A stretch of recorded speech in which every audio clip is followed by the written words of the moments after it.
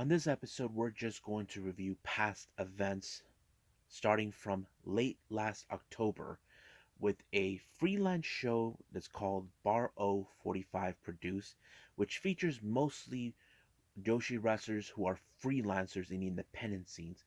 We're also going to see the debut show of a brand new that GCW has posted out called LA Fights, where we have wrestlers coming from all over California, and also Title Match Network with the latest Ladies Night Out 11 that also took place on the same night as LA Fights.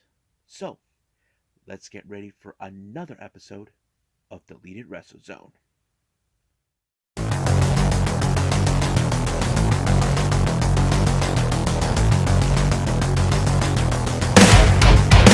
Are you ready?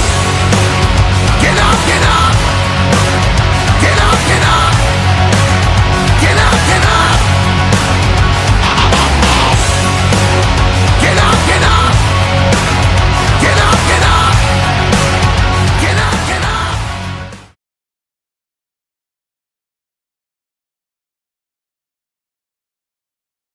Welcome everybody to Deleted Wrestle Zone, all things that is pro wrestling with AEW, NXT, New Japan Pro Wrestling, Impact Wrestling, the National Wrestling Alliance, various promotions, wrestlers, matches, and championships. I am your host, J. Rod here. So, let's begin with the latest, this past event by a freelance show in Japan called BAR045 Produce. I don't know who organized it, but it was a pretty good show. It only features Joshi wrestlers who are freelancers who work with many promotions all over Japan. So I have to say it was pretty good. Now let's go from the first match. First match is a tag team match. We have you teaming up with the Destroyer Hiroyo Matsumoto taking on Raiden Hagane and Deborah Kay. These women, I've seen these women on various occasions. Both you, I've seen her in Ice Ribbon, Hiroyo, many promotions. It was a pretty good match. I have to say, much of the powerhouse that I have seen in this particular match came from both you and Hiroyo, because these are two of the most dominant competitors I've seen so far. Hiroyo, we all know her reputation. She's been with many promotions over the years. But however, it was Hiroyo who picked up the victory when she pinned Deborah Kay. So always been this destroyer she's always been known for. Next match we have, of course, is tag team action. Once again, we got Saki from Actress Girls teaming up with Mooka Haruhi taking on Makoto and Rumi. Now, Makoto, we all know she's one of those wrestlers we've seen many times over somewhere in various independents, but I have to say it was Saki who picked up the victory when she pinned Rarumi into this match. It was a really good one, I have to say. The next match we have is a three-way match. We got Hayame Sazamura versus Takeru Sekiguchi versus Hanako Nakamori. This match was all over the place. I mean, there was a lot of spots where we see a lot of submission, too many pinfalls that were kicking out, all of it. But however, the match ended in a time limit draw after 15 minutes. So it's very, for us wrestling fans here in the U.S., we can see that it gets boring. It doesn't make no sense, but it works for them. Now, our next match, we have another pair of tag teams. We got Rina Shingaki teaming up with Asuka, or as we know her in AEW, Benny, taking on Madeline and Nagase Nozaki. It was a pretty good match. I was expecting more of the gymnastic style coming from Madeline because I've seen her what she can do. But however, she was taken out by Asuka with a brain buster, and practically it was a very disappointing loss on her. So Asuka and of course Rina took the victory. Now our main event, another pair of tag teams. We got Haraku Umasaki teaming with Mira Matsui, taking on Miku Inoue and Kyoko Inoue, the founder of Pro World Women Pro Wrestling Diana. This match was exactly how expected, but it was Kyoko Inoue who picked up the final blow when she power bombed Mira into that, and 1, 2, 3, it was done. Now, what did I thought about the show? It's pretty good. The scale of the 1 to 10, I have to say I'll give it possibly a somewhere between 7.5 and an 8. I mean, it was pretty good. A lot of the Yoshi wrestlers I've seen before, others I haven't, but it was pretty good. I liked it. So practically, hopefully, we'll see more freelance shows like this. But for right now, I think it's time for LA Fights.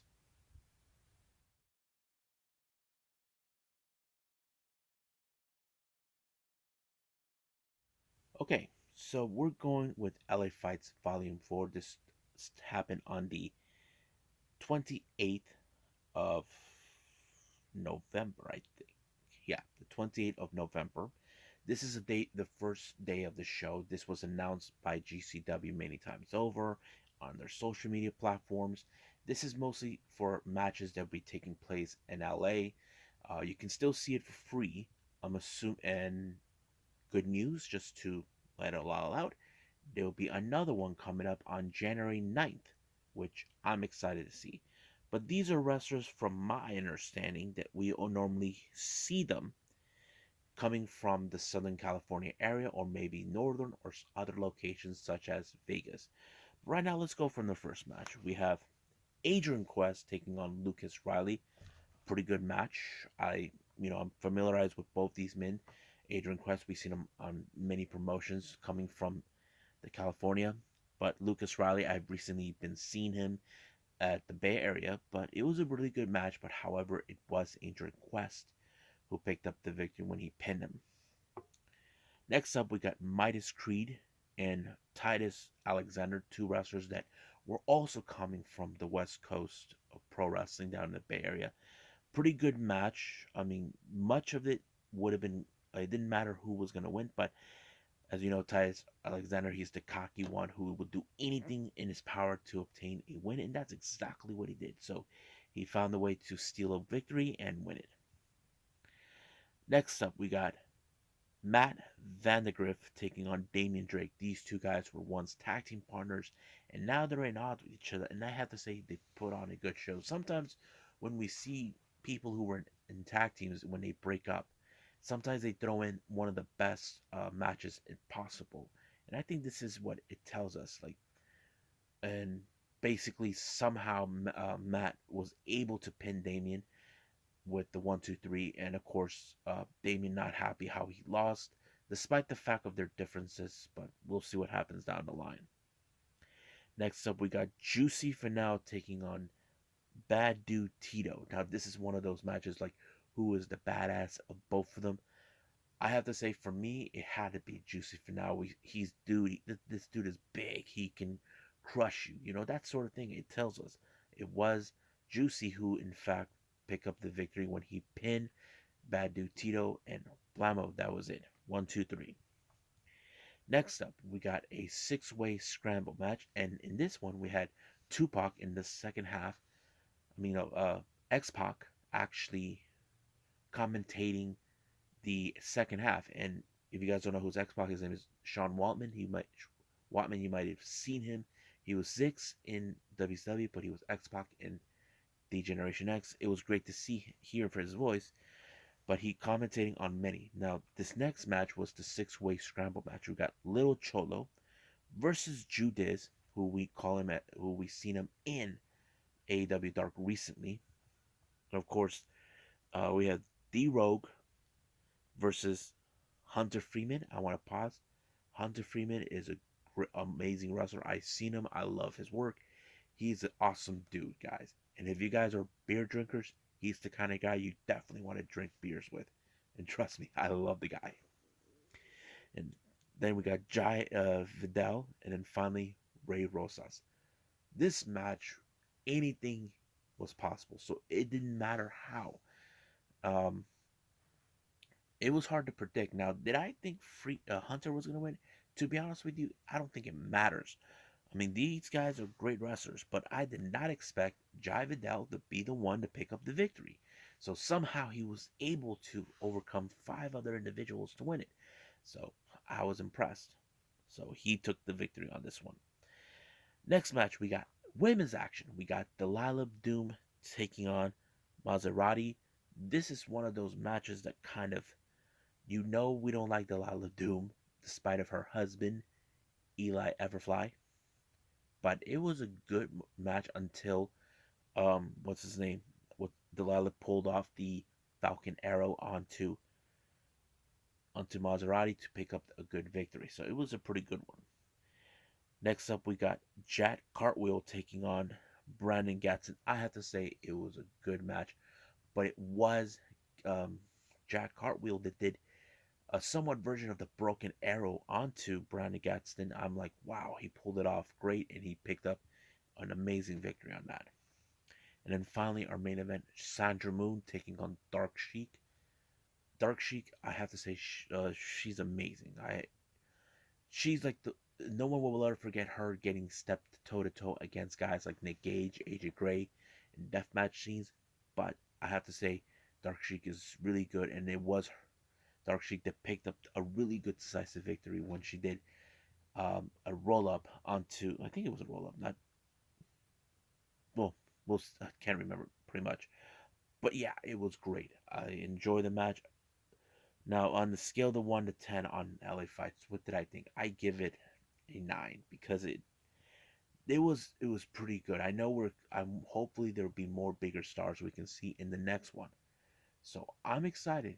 LA Fights is good, and I think it's worth watching. So if you guys ever seen it, you can go see it for free on the GCW YouTube channel. So you won't miss a thing. But can't wait to see the next one to come up in January.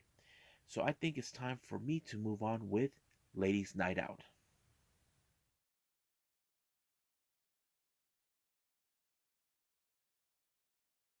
Okay.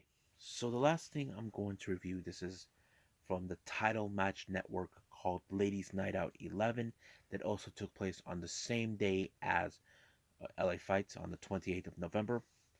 Um, it was a pretty good match event. First match we have is, of course, tag team action. We got Sahara 7 teaming with La Rosa Negra, taking on the Renegade Twins, Charlotte and Robin. Now, it was a pretty good match, but however, the only advantage in this match that is a factor is the fact the Renegade Twins. You cannot tell them apart. It's kind of difficult because if you guys ever seen the Bella Twins, we saw how they normally trick people, even when we saw in the early days.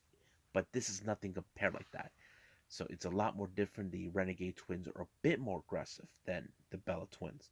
So it did help them to win the match, but La Rosa Negra was not a happy camper with the whole thing. So basically, this is far from over for La Rosa Negra. Next up, we got two brand new debuts from what they're saying in the commentary. We have Alicia Edwards and Lady Frost. Yes, folks, they're both from the Impact Wrestling. And as you know, they recently, not too long ago, before this event, Lady Frost got signed with Impact Wrestling, which is one of the most amazing things that ever happened for her. I'm a fan of Lady Frost, you know, and it was pretty good. However, Alicia Edwards is like the one who's trying to bring the fight, but it was Lady Frost that pulled off the temperature drop on her from the top turnbuckle, and blammo, 1, 2, 3. But as soon as the match was over, Alicia Edwards was not happy how she lost in this matter. Now, next up, we have a four-way match. We have Diamante versus Colby Max versus Amber Nova versus Freya Deslaya. Anything goes in these type of matches, but the one person that picked up the victory was with the code red on onto Kobe Max on this one. It was Diamante. She picked up one hell of a victory on this one. Next up, we have Kiera Hogan and, of course, Jordan Grace facing off. These two ladies are familiarized with each other. As you know, Kiera Hogan was once worked with Impact Wrestling. Now she is with AEW and making appearances at NWA. I thought it was pretty good. This match was pretty good, and I think it showed a lot of character, but however, it was Jordan Grace. Her powerhouse, her determination that allowed her to win the match, and I think it shows what a great wrestler she is. And fortunately, she did brought the digital media title, but it wasn't defended. Next up, this is a championship match for the vacancy of the Unified Women's Championship. This title is coming all the way from Hawaii. Um, the women who were fighting for this match is for this title is Jamie Senegal and Genocide. Now, this was one of those matches I did enjoy. However, it was Genocide who picked up a very good, impressive victory by pinning Jamie Senegal to becoming this champion. Um, I'm not sure if she has to travel to Hawaii to defend it. I don't know what's the deal, but we'll see what happens. This next match is between Viperous versus Mercedes Martinez. It was a good match. I think it was really good. I loved everything about it, but however, you cannot deny the powerhouse from the original badass um, Mercedes Martinez when she put away uh, Viperous out of commission, allowing her to pick up the victory. Next up, more tag team. We got Dream Girl Alley and Riley Rocket taking on Pretty Empowered, Ella Envy, and Mackenzie Page. Now, Pretty Empowered seems like it sounds like a new team, and they are now making a name for themselves in this. I have to say, if you guys seen Kenzie Page, she made appearances on NWA many times. I think this was a pretty good match. Pretty Proper and Empowered are very much the team that nobody likes, but they are really impressive. I have to say, I don't know if the Ladies Night Out would ever have a tag team titles, but we'll see what happens. But Pretty Empowered were the ones that picked up the victory. Excuse me. Next up, we got Kylan King taking on La Mera Mera Thunder Rosa. Great match. I love Thunder Rosa's matches. I think this is a really good one. This one was amazing. But however, it was Thunder Rosa that put the Peruvian necktie onto Kylie King, allowing her to win. Uh, but it was good, yeah. Next up, we got the Cannibal Savannah Evans taking on the Woad, the weapon of ass destruction. I have to say, it was a much of a powerhouse type of match in my opinion, but it was um, Savannah Evans that put up the full Nelson lock and then power slammed her down. I thought it was pretty good, allowing herself to win the match. Now, our main event is the Ladies Night Out Championship between the Hot Mess Chelsea Green versus Evilise. This was a really good match, but however, the match could have won by Chelsea Green, but however, it was uh, destroyed by the appearance of Diamante, Ivilise's uh, close friend and a member of the Sicarias. I thought it was crazy, but it did cost Chelsea Green the win, and Ivelisse remain as champion. This event was pretty good, but I was more worried. I didn't realize, if you guys don't know, there was like a year ago there was a bit of a beef between both Ivelisse and Thunder Rosa, but I don't know how they were able to maintain this, but I don't know. They hopefully maybe there's truth to that, but we'll see. But I enjoyed this one. I give it mostly an 8, you know. So that's pretty much me, but I think that's about it, and I think it's time for me to call it a night.